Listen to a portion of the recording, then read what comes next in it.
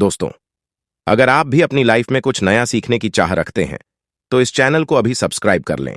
दोस्तों, आप में से काफी लोगों को पता नहीं होगा कि आखिर धनतेरस के दिन दीपक क्यों जलाते हैं। आप में से अधिकतर लोग बोलेंगे कि मां लक्ष्मी को प्रसन्न करने के लिए दीपक जलाते हैं, तो ये बात कुछ हद तक ठीक है, किंतु इसके अलावा कुछ बड़ा कारण है जिसके चलते हम जो है धनतेरस के दिन दीपक जलाते हैं। दीपक जलाना इतना क्यों है जरूरी? यदि आज का वीडियो मिस कर दिया तो सारी जिंदगी रोते रहोगे, क्योंकि आपको यह पता होना चाहिए दीपक क्यों जलते हैं और इसके लाभ क्या है। दोस्तों, 29 अक्टूबर दिन मंगलवार को धनतेरस है। धनतेरस के दिन आखिर दीपक क्यों जलाते हैं, आइए इस वीडियो में जानते हैं। साथ ही साथ मैं आप लोगों को एक ऐसी गुप्त जगह में दीपक जलाने की बात बताऊंगा जिस जगह में यदि आप 5 दिन तक दीपक जला लेते हैं तो साक्षात मां लक्ष्मी आपके घर में आ जाती है। ना चाहते हुए भी आपकी सेवा भाव को देखकर कि मां लक्ष्मी को यदि उस जगह पर 5 दिन तक दीपक जला दे तो आना पड़ता है। आपकी कंगाली, आपकी गरीबी आपके जीवन में चल रही परेशानी, कष्ट एवं कोर्ट कचहरी के मामले चल रहे हो, उसे भी दूर करना का पड़ता है। वीडियो ध्यान से देखना, तब आपको समझ में आएगा। देखिए, देश के अधिकांश भागों में यम के नाम पर दीपदान करने की परंपरा है। तो देखिए, दीपावली के 2 दिन पूर्व धन्वंतरी त्रयोदशी के सायंकाल में मिट्टी का कोरा दीपक लेकर के आते हैं। इसमें तिल का तेल डाल करके नवीन रुई की बत्ती रखते हैं, या फिर आपके समर्थ अनुसार, जैसे कि तिल का तेल है, या फिर फली का तेल है, या फिर सरसों का तेल है, या फिर हो सके तो आप जो है घी का दीपक भी सकते हैं। तो आप अपने समर्थ अनुसार दीपक जलते हैं। किंतु आखिर ये दीपक क्यों जलाते हैं, इसके पीछे क्या कारण है, सारी जानकारी आई है। इस वीडियो में मैं आप लोगों को विस्तार से बताऊंगा, क्योंकि गरुड़ धर्मार्थ चैनल का मकसद है जनहित एवं जन कल्याण करना। यदि आप इस वीडियो को देख लेंगे तब आपको समझ में आ जाएगा कि वास्तव में हम दीपक क्यों जलाते हैं और हमें दीपक क्यों जलाना चाहिए। और वास्तव में इस वीडियो को देखने के बाद आपको एक एक्स्ट्रा लाभ मिलेगा कि आपके घर से गरीबी जन्मों की जो कंगाली है वह चली जाएगी। कहते हैं कि बहुत हंसराज नाम का एक प्रतापी राजा था। एक बार वह अपने मित्रों, सैनिकों और अंगरक्षकों के साथ जंगल में शिकार खेलने के लिए गया। संयोग से राजा सबसे बिछड़ करके अकेला रह गया और भटकते हुए एक अन्य राजा जिसका नाम था हेमराज के राज्य में पहुंच गया। कथा ध्यान से सुनना, तभी आपको समझ में आएगा, और कमेंट बॉक्स में जय माता लक्ष्मी जरूर लिखना। तो हेमराज ने थके हारे हंसराज का भव्य स्वागत किया। ठीक है, उसी रात हेमराज के यहां पुत्र का जन्म हुआ। खुशी के अवसर पर हेमराज ने राज्य के उत्सव में सम्मिलित होने के लिए आग्रह के साथ हंसराज को कुछ दिन तक वहां ठहरने के लिए रोक लिया। बच्चे की छठी के दिन एक विचित्र घटना घटित हुई। ध्यान से सुनना। पूजा के समय एक देवी प्रकट हुई और बोली, आज इस शिशु की जो इतनी खुशी मनाई जा रही है, ये अपने विवाह के चौथे दिन मृत्यु को प्राप्त हो जाएगा। इस भविष्यवाणी से सारे राज्य में शोक छा गया। हेमराज और उसके परिजनों पर ऐसा समझो कि वज्रपात हो गया हो। पहाड़ के सामान दुख आ गया। सब के सब स्तंभित रह गए, चुप रह गए। इस शोक के समय हंसराज ने राजा हेमराज और उसके परिवार को बिल्कुल ही आश्वासन दिलाया और विचलित न होने का आश्वासन दिलाया, और बोला कि इस बालक की रक्षा मैं करूंगा और संसार की कोई भी शक्ति इसका बल बांका का नहीं कर सकेंगी। इसकी रक्षा मैं स्वयं करूंगा। ध्यान से सुनना। तो हंसराज ने यमुना के किनारे एक भूमिगत किला बनवाया और उसी के अंदर राजकुमार के पालन पोषण की व्यवस्था करवाई।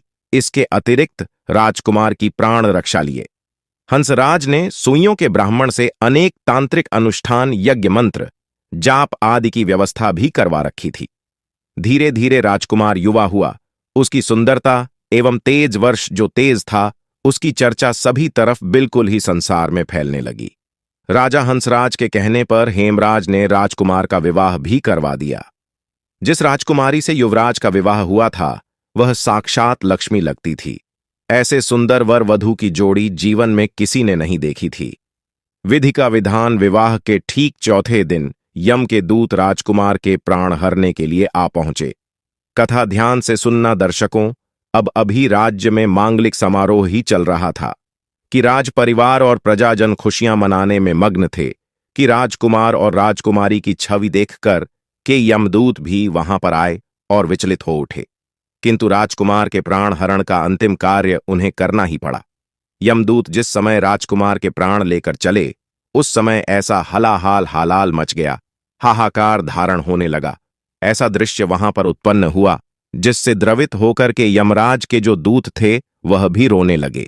इस घटना के कुछ समय पश्चात एक दिन यमराज ने प्रसन्न मुद्रा में अपने यमदूतों से पूछा, दूतों, तुम सब अनंत काल से पृथ्वी के जीवों का प्राण हरण करते आ रहे हो, क्या तुम्हें कभी किसी जीव पर दया आई है और मन में यह विचार उठा है कि इसे छोड़ देना चाहिए?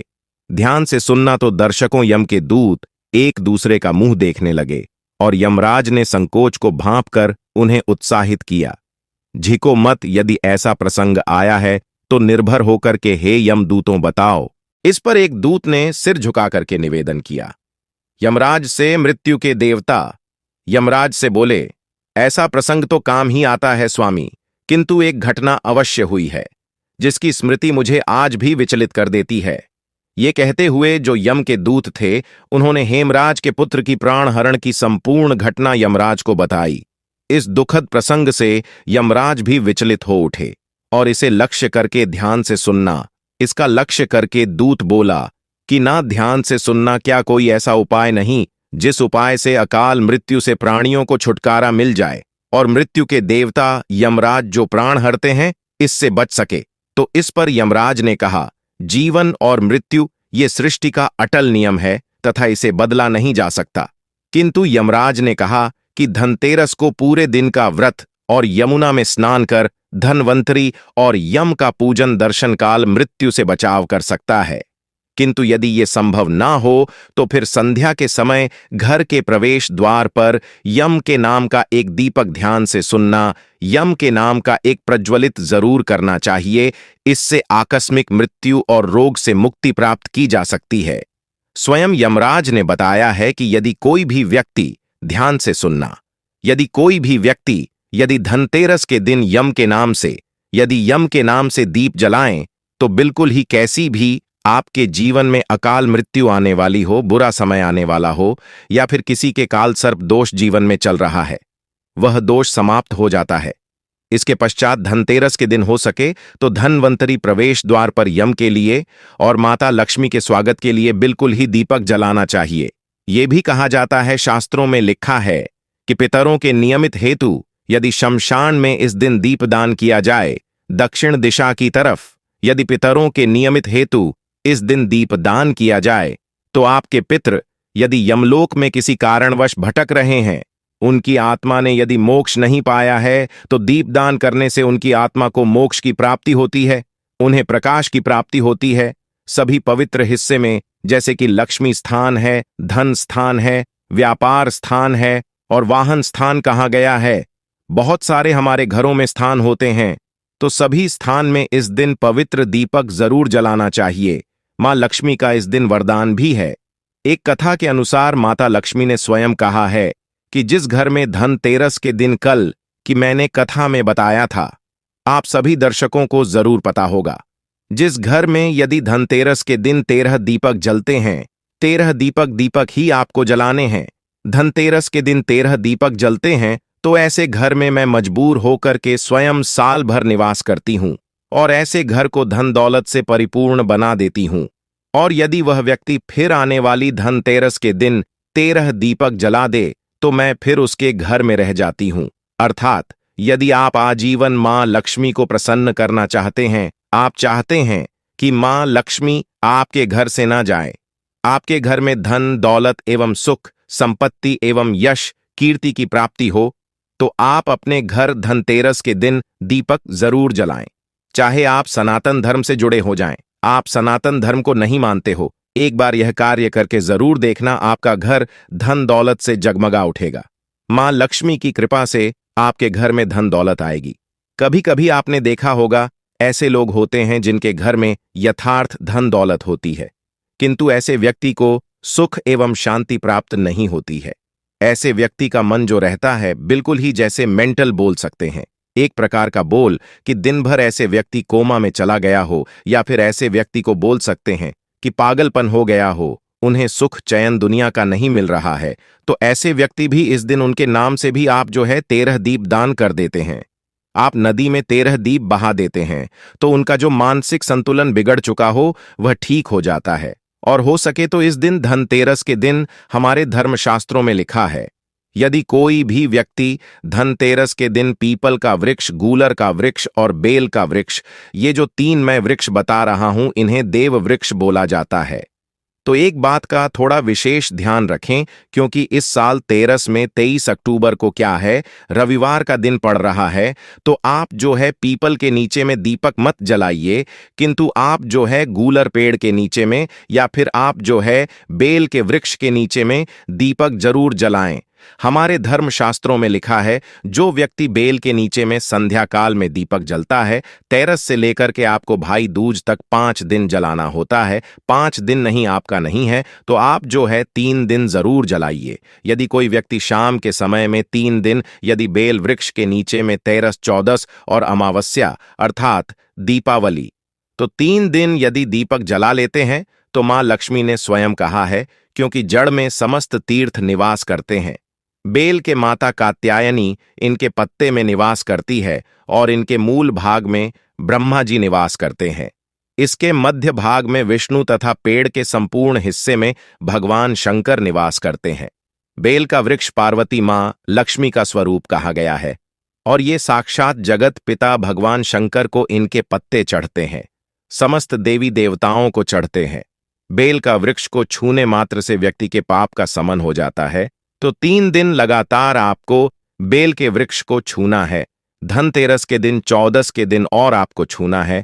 दीपावली के दिन कैसी भी आपके जीवन में कैसा भी आपके शरीर में दोष चल रहा हो, आपके जीवन में कठिनाई चल रही हो, वो सारी कठिनाई दूर हो जाती है।